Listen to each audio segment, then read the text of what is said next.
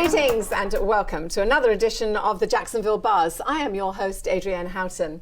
Joining me in the studio today is Joseph Anzalone, and he's from Mediatown, and he's a really good photographer, apparently. So I'm going to find out a lot more about what he does.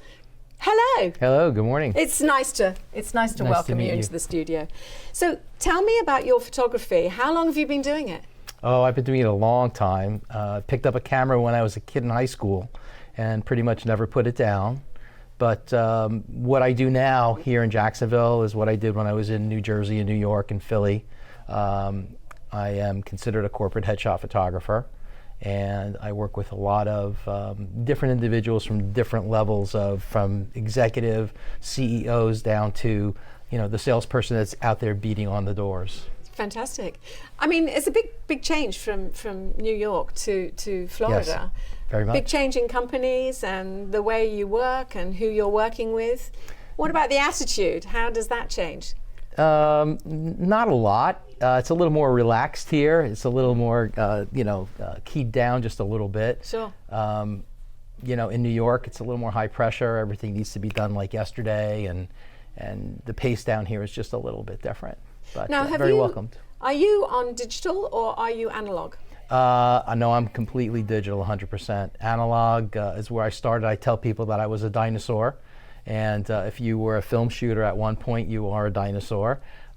It is coming back, though. I know that it's being taught at, in the collegiate level right now, and there's a lot of amateur photographers that are trying to buy film cameras to experience what that's like. I try and tell people who ask me for advice, and sometimes if I'm trying to teach someone how to be a photographer and take better pictures, they'll ask me about that. And what I try and tell them is, in the analog world, you have to be precise. The negative has to be exposed a very specific way, where in digital you have a range. You can either underexpose, you can overexpose, and you can bring that image back in to where it looks like it was shot perfectly. In the analog world, it doesn't work that way. What you see is what you get. Yeah.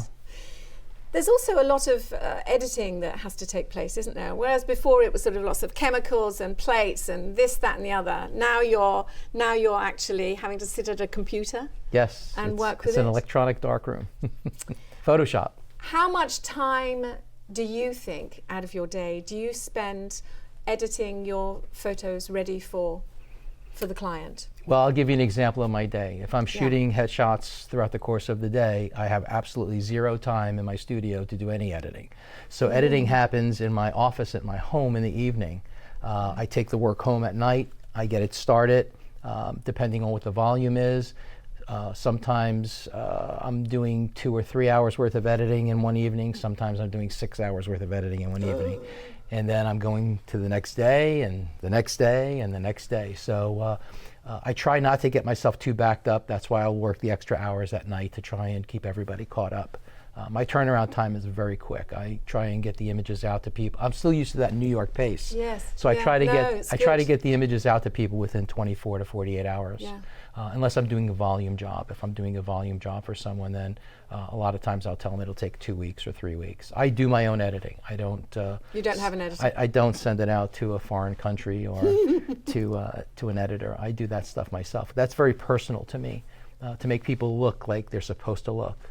But then like an exact that's why what you're seeing is what you're trying to achieve. Yes. Oh, and absolutely. So you're marrying the two together. What I'm really trying to do is I'm really trying to keep what they have envisioned in their mind correct for them. I do have a lot of individuals that come in that tell me, and I go through the whole process with them of what I'm going to take out, what I'm going to fix, what I'm going to do.